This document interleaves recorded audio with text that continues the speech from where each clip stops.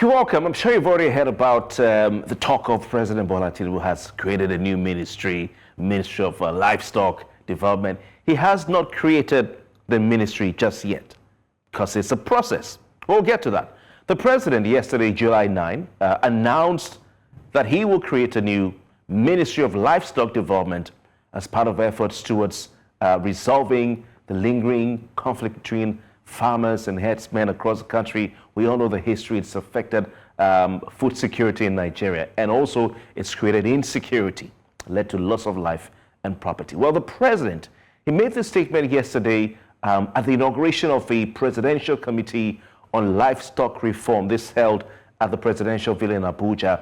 Now, that committee is expected to make recommendations aimed at fostering a peaceful coexistence between the herders and the farmers in the country, also while ensuring security of life and property as well as economic well-being of all Nigerians. Well, President Tinubu's announcement of a future Ministry of Livestock Development comes 10 months after he approved the establishment of a presidential committee to address herders-farmers clashes and to bolster the livestock and dairy industries in the country. Now, he formed that committee after receiving a report from the National Conference on Livestock Reforms and Mitigation of Associated Conflicts in Nigeria, organized by Abdullahi Umar Ganduje, former governor of Kano State and currently APC National Chairman. Zariyi Yusuf is a political analyst. He joins us virtually from the Federal Capital Territory. Azeem Salako is also a political analyst. He joins us from neighboring Ogun State and not too far from where we are right here in Lagos State, also virtually. Gentlemen, good evening to you and many thanks for your time tonight. Right. Good evening. Thank you very much for having me.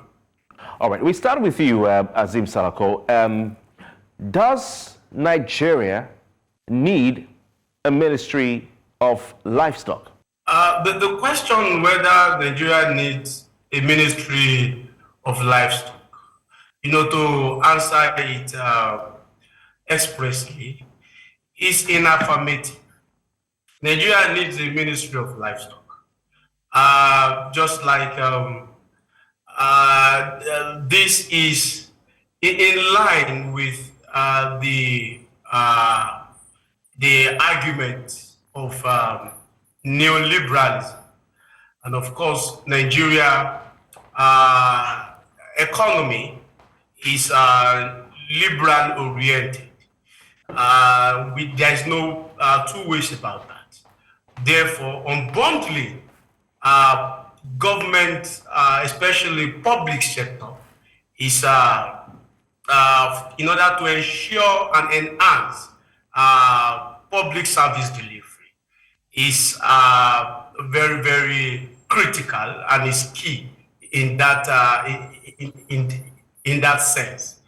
Therefore, if having a livestock ministry will enhance the agricultural sector in order to ensure that there is promotion of effectiveness and efficiency in its administration, I think there's no problem about that. So in answering the question, there is a need to have a Ministry of Livestock and Development.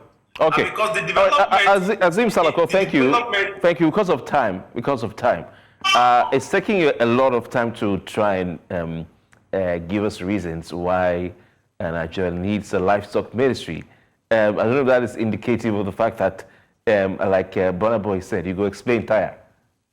But let's see what Zariyi Yusuf thinks about this. Zariyi, good evening to you. Are you also going to explain tire? Does Nigeria need a livestock ministry? Here's what I think. When you miss, I don't know whether would I say misdiagnosis of the issue or it's deliberate. When you look at what primarily the ministry intends to address, they said farmer-herder clash, right? But if you go back history, you would understand that for the past almost a decade, about at least 90% of all of the people that have been killed as a result of this so-called farmer-herder clash are basically the farmers. Now, when you have a situation where you want to address an issue, and then you are trying to reward the criminals behind that activity, it is odd. It doesn't really add up.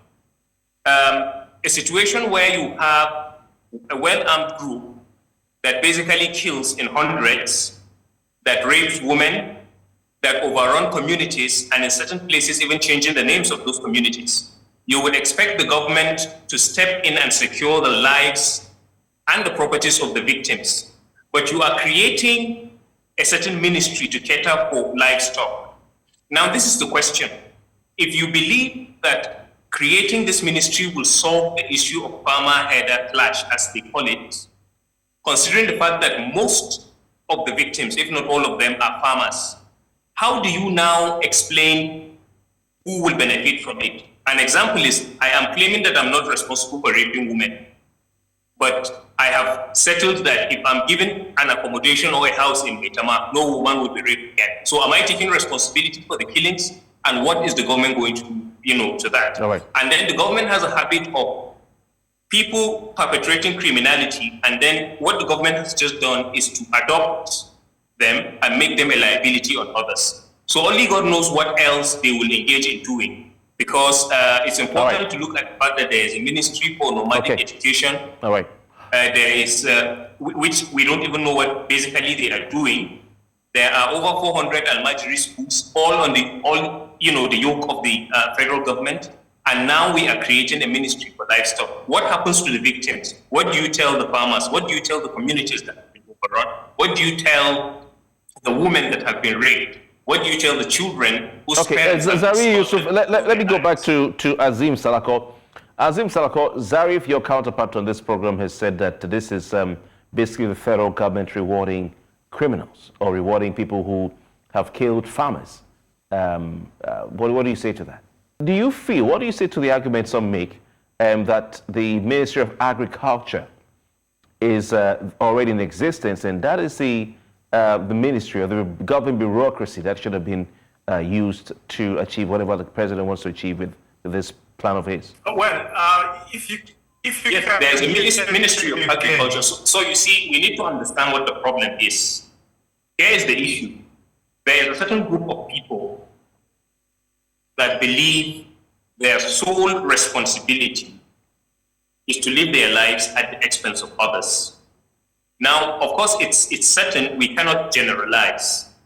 It's not, for instance, we can't say it's not every Christian that is Catholic. Okay? It's not every Catholic that is a Reverend Father and all of that. But a scenario, let me give you an example. It is not different from those people trying to propose the creation of Ministry for Almajiri Affairs or something, or people that in the height of terrorism in the Northeast were proposing the creation of Ministry for Repentant Bandits. Logically speaking, what that means is rather than deal with the problem, we will yoke the rest of Nigerians with the burden of solving small, tiny, symptoms of it. So the entire ministry itself is a conduit. The people, I believe the people behind these criminalities are those celebrating this victory because money will be allocated to it and all of that. And it's a simple matter. If it's about livestock, there is agriculture. I mean, you ask yourself, how many times have people running poultry farms killed others? How many times have people farming yam in the Middle Belt killed people because of their farms? How many times have the cocoa farmers in the Southwest killed people because they believe that the land belongs to them and it is their entitlement to farm? So when you continue creating these things, what you are simply doing is you are yielding to terrorist activities. Because primarily when you look at the manner of the killings, what the government and the international community has deliberately chosen to refer to as farmer-herder clash, it is not. They are massacres at genocidal proportions. Rather, unfortunately, the government has completely closed its eyes to addressing the issue. I would still ask again, what do you tell those communities that have been overrun by these people? They are living there. When you go to the plateau, you will find places where they are even changing the names. You will find places where they can't access their farms. You will find communities that are, when you go to Apa local government in Benue State, I doubt if they have returned. You will pass through big communities, some with 2, 3 primary schools, secondary schools, markets, and all of that. What do you think, Zariyi? What do you think is going on? Because if this is just about livestock, animal husbandry, and all that, where does chasing someone away from his ancestral land, taking it over, occupying it, and renaming it, where does it figure in agriculture? Frankly speaking, that doesn't have any bearing whatsoever with agriculture. And even to streamline it to pastoralism, it doesn't have any bearing whatsoever with rearing cattle. We have said it before and we've been dismissed as conspiracy theorists. There is a jihad going on. I put it to you. When you look at the manner of the killings, when you look at the things they chat when they kill people, when you look at all of the things they do, and the singular fact that their demand for grazing fields are not in any other place, but primarily the Christian-dominated parts of the Middle Belt. And the fact that they will not settle. The governor of Kano State has once called all the Fulanis and said, come to Falgore Forest. There is accommodation. There is every infrastructure you need to do your business, if that is what you want. And they told him that, yes, it sounds good, but that's not what they are looking for. So primarily, it is less about cattle rearing, it is less about pastoralism, it is more about expansionism. That primarily is it. It's just that looking at the fact that the international communities has laid more emphasis on the concept of climate change and all of that, craftily, the criminals behind these killings have smuggled these massacres, this jihad, this expansionism under climate change. Okay. All right. Making it appear as if it is just an issue with pastoralists. Yeah. Okay, so it's not just an issue so it basically doesn't have any bearing. This ministry is not solving anything. It is only constitutionalizing the evil that has been on for over a decade. And you will see what will happen. There will be funding, there will be backing, more arms will be acquired, and more killings will come. Mark my words. Okay. I want to go back to Azeem Salako, whom we have with us now. You heard him, your counterpart of the program, say that this is basically the federal government rewarding criminality. What do you say to that? I don't want to be seen countering his perspectives because one of the major issues amongst the Nigerian citizens, and of course this is not peculiar to Nigeria, it is one of the anathema of development in Africa, is the issue of institutional mistrust. And I want to understand that this is the perspective, this is the basis in which my colleague is trying to argue for. And I want to argue also that the Nigerian government will need to do more in the area of implementation, effectiveness in the area of implementing this particular policy. Because if you look at his argument can be summarized and encapsulated in on the premise of lack of the history of failure in implementing government policy, the issue of lack of transparency, problem of accountability, and of course, crisis of getting feedback from government policy. Of course, the issue of RUGA, when you look at RUGA, I do not think is sharply different from Azeem, sorry to interrupt you. So we don't miss the point. Yeah, sorry to interrupt you. He's talking about, he said that more farmers have been killed in a conflict than herders. I want you to agree or disagree to see if that is the case. And that he feels that creating a ministry that will attend to herdsmen a Ministry of Livestock is tantamount to rewarding criminality, in his opinion. Is that correct? No, that cannot be correct, because the ministry is created to address an issue. We have established, just like he has also argued, that there is a crisis between the elders on the one hand and also the farmers on the other. Now, the federal government, this is not the first time the federal government will want to use the policy to address this intractable crisis. However, my point is that rather than institutionalizing criminality, if this policy is effectively implemented, it will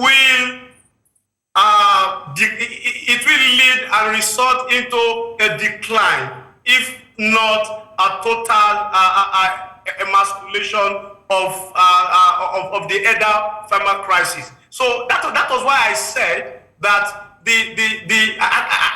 I don't want to go in the extreme by defending the federal government policy, and I also do not want to go to the extreme by accepting his own argument. I am in the middle, and my middle point is that government need to ensure that this policy is effectively implemented. Okay, so Salako, thank you. I saw Yusuf shaking his head whilst you were saying that this Ministry of Livestock and indeed the committee will reduce the deaths and the killings recorded between herdsmen and farmers.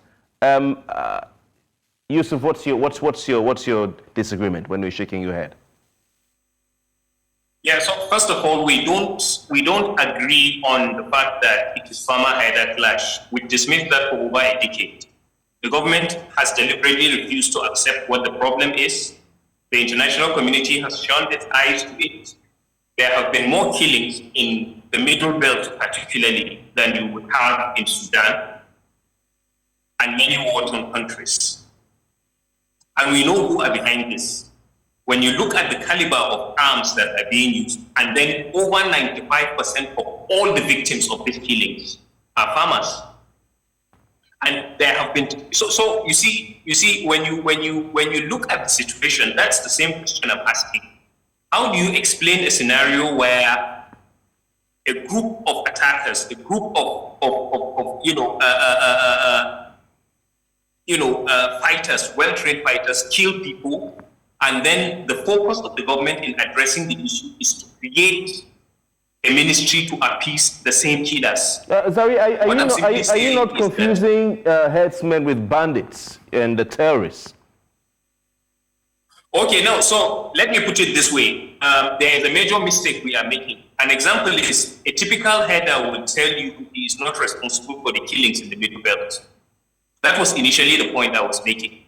But then how do you explain a scenario where they tell you that if you create a ministry for the same herder that is not responsible for the killing in the Middle Belt in other parts of the country, then the killings will stop? Are we playing games with our intelligence or what? Let me give you an example. In Kagoro, in 2022, there were killings in southern Kaduna, but then each time somebody comes with the story of a peace accord, you end up looking at the same herders that claim innocence sitting with you on the same table and asking you to cede your lands, and the killings will stop. And the victims will say, you are the ones killing us, and they'll say, we are not the ones killing you. But for us to have peace, for you people to stop being killed, you need to give us this portion of the land, or you need to pack away from this community and this community and this community. So when we bring up the question of banditry, attack, and all of that, they are the nomenclatures that have been used. An example is having proscribed Boko Haram in the northeast. Having proscribed Boko Haram, it cannot proceed with the same jihad and Islamist ideology it was perpetrating in the northeast.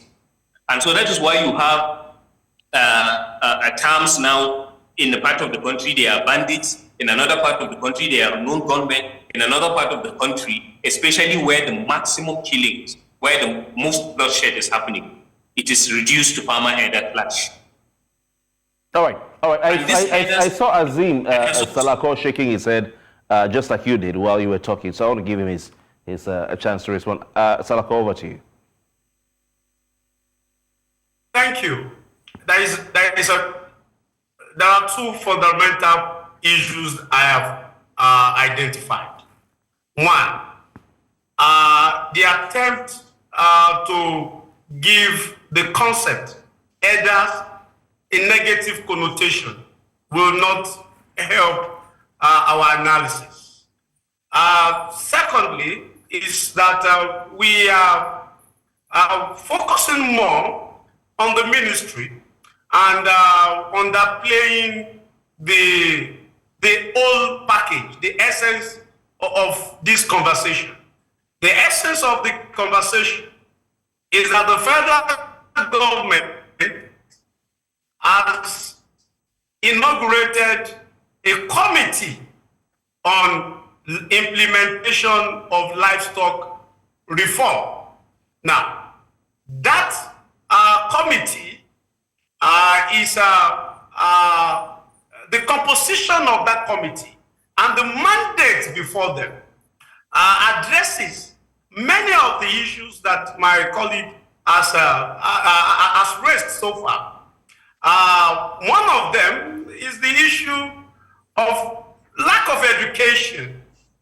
Another one is the issue of non-formal communication. Another problem is the issue of ethnicity. And there is also the problem of interrelationship between the elders on the one hand and the farmers on the other. What all of this means is that we are looking at the farmer-elder clashes from the angle of natural conflict. But the position of the federal government is that this conflict is not natural. There are factors that has made them possible. What are those factors?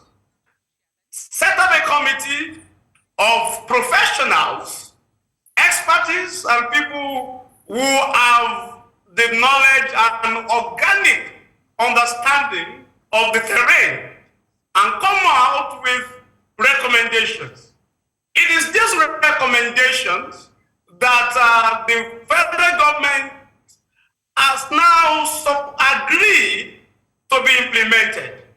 One of the aspects of this reform is the creation of the Livestock Ministry and Development. Okay, we have to go for a break. Let's not forget, Salako, it was Miyetti Ala Katahuri, if I'm not mistaken, who first made this recommendation or request for a Ministry of Livestock. Am I correct, Yusuf? No, that's not correct. That's not correct. Okay, all right. We'll do the check. We'll come back. That's we'll not come correct. back. Yusuf is saying so. We'll come back when we're from a break, and we'll do some more talking about it, so you can tell me what you think. Please stay with us. We'll be right back.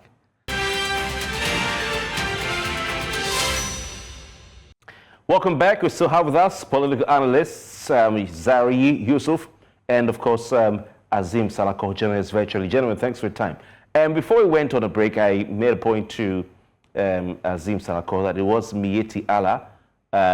Both the MACBAN, Cattle Breeders Association of Nigeria, and Kautal Hori, that I remember first making a request for a Ministry of Livestock Development. And you said that is not true, but I mean, it is true. Because if you look at 2018, in fact, 2018 was the first time that Miyetti Allah Cattle Breeders Association of Nigeria, MACBAN, made a request for a Ministry of Livestock Development. And in 2022, Miyetti Allah Kautal Hori also made a request for Ministry of Livestock Development.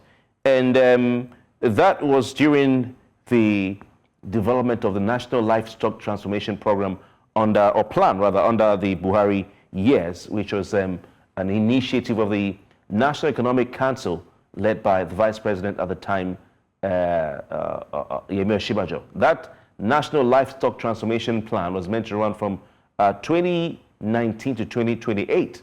I don't know what is of that one. So having heard that, do you still disagree that this idea was first mooted by Miyetti Allah Cattle Breeders Association and also by Miyetti Allah Kautal Hore? Salako? Okay, now two things.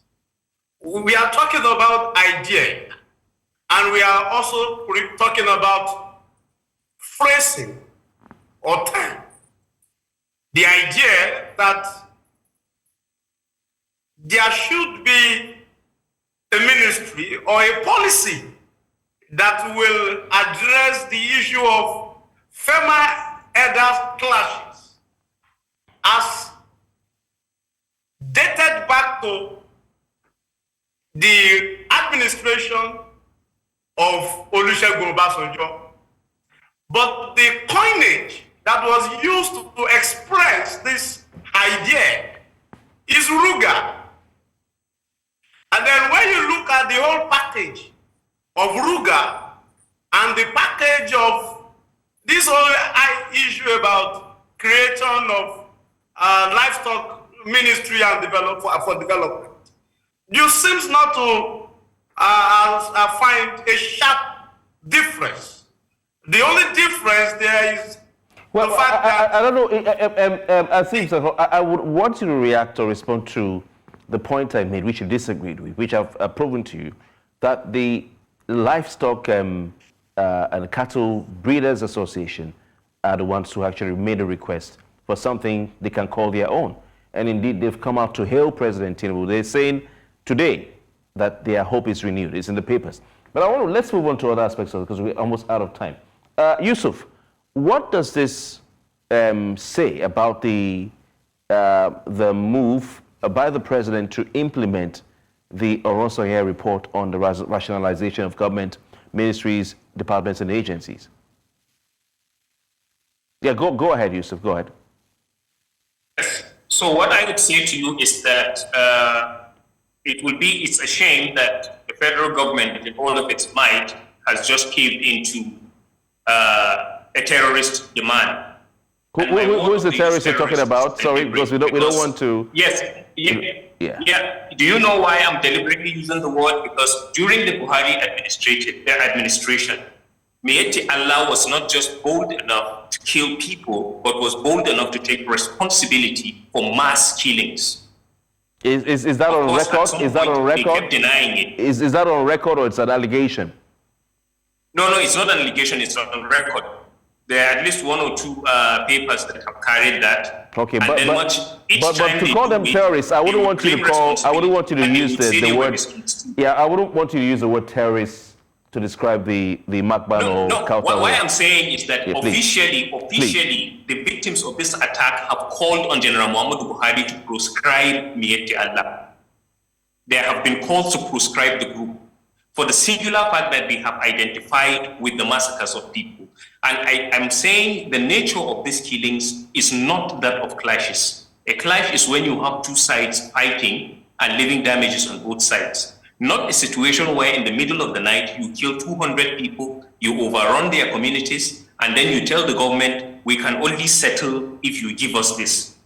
They do the killings with a certain demand. They ask for RUGA, they ask for grazing reserves, they ask for all manner of things, and the killings will go on until they do. During Buhari's regime, he basically pampered them. There have been times he has told, I think the governor of Benue, Thomas at the time Buhari would say, okay, give them what they want so that your people will stop dying. I think Femi Adesina at some point equally made a very, very insensitive statement by saying, what would it benefit them to want to defend their land and die and lose it? In other words, let the expansionists win and let these things. Okay. I understand what the other analyst is trying to do. He's trying to be intellectual and all of that. All right, we can't undermine common sense. We have to go. Please. And then the truth is, yes, if you have to address an issue. Okay, we're out of time. We have to go. I was hoping we could get to the Oronsoye report, but I think the very sensitive parts of these conversations is what really matters to both of you, which is this promoting criminality in Nigeria or not? Will it reduce criminality or not? Which is where both of you stand. I want to thank you, Azeem, Salako, very kindly for your time tonight. Also, Yusuf, Zariyi Yusuf, also for your time tonight. We'll keep our eyes on this one to see if indeed the president will move on to the next level, which is the Ministry of Livestock Development. All right, we take a break. When we come back, we'll talk some more. Moving on to look at what's going on with the NNPC. Please stay with us.